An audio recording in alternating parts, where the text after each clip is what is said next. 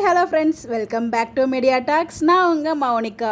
இது நம்ம லிஸ்ட்லேயே இல்லையே அப்படிங்கிற மாதிரி தான் இருந்துச்சு. நான் இப்படி எதிர்பார்க்கவே இல்லை. ஸோ நேற்றுக்கே நம்ம எடிட்டர் வினோத் ப்ரோ வந்து ஷேர் பண்ண இந்த அப்டேட் வந்து பார்த்தீங்கன்னா இன்றைக்கி எபிசோட்லேயே டெலிகாஸ்ட் ஆயிடுச்சு. அது எண்ட் ஆகும்போது எபிசோட் அந்த டெலிகாஸ்ட் ஆயிருந்துச்சு.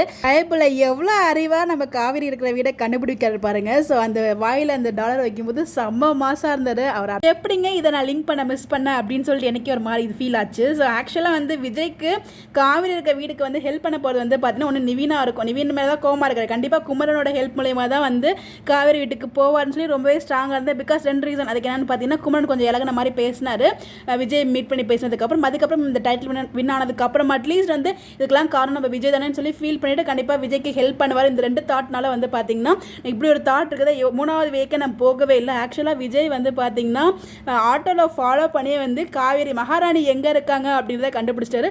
மகாராணி இங்கே தான் இரு நான் வரேன் அப்படிங்கிற மாதிரி தான் அந்த ஃபீலிங் நமக்கு இருந்துச்சு பார்க்கும்போது. இருந்துச்சுல இப்படி இந்த ட்விஸ்ட் எதிர்பார்க்கவே இல்லை. கண்டிப்பாக யாரெல்லாம் எதிர்பார்த்தீங்க இந்த மாதிரி சொல்லி மறக்காமல் கமெண்ட் பண்ணுங்கள். பட் நான் எதிர்பார்க்கவே இல்லை. இது நம்ம லிஸ்ட்லேயே இல்லை. பட் ஆனால் வேறு லெவல் நல்லா இருக்குல்ல இதுவும் அப்படிங்கிற மாதிரி தான் இருந்துச்சு. லெவல் போங்க தலை. நீங்கள் உங்கள் ஒய்ஃபோட இடத்த நீங்களே வந்து அதை நானே எனக்கு யாரோட உதவியும் தேவையில்லை, நானே கண்டுபிடிச்சிப்பேன், நானே என்னை சேர்த்து நானே காவிரி கூட சேர்ந்துருவேன் அப்படின்னு சொன்னார் இல்லையா. ஸோ அதுக்கான முதல் வெற்றியை அதை தான் நான் பார்க்குறேன். ஸோ வந்து பார்த்தீங்கன்னா கதாநாயகி ஷோக்கு எல்லாருமே வருவாங்க அப்படிங்கிறது தெரிஞ்சு தான் வந்து போயிருக்காரு. ஸோ அது மூலிமா ஃபாலோ பண்ணி இங்கே வந்து ரீச் ஆகிட்டார் எங்கே இருக்காங்க அப்படின்னு சொல்லிட்டு. இதுக்கப்புறம் வந்து ஐயர் ஆண்டி அங்கிளோடலாம் சேர்ந்து மிங்கிள் ஆகி அதெல்லாம் வந்து இருக்க போகுது. ஸோ நிறைய ட்ராக் வந்து காத்துட்ருக்கு. ஸோ நீங்கள் என்ன நினைக்கிறீங்க? ஸோ நம்ம எடிட்டர் ப்ரோ ஷேர் பண்ணதுமே ஒரு ஹாப்பி தான்.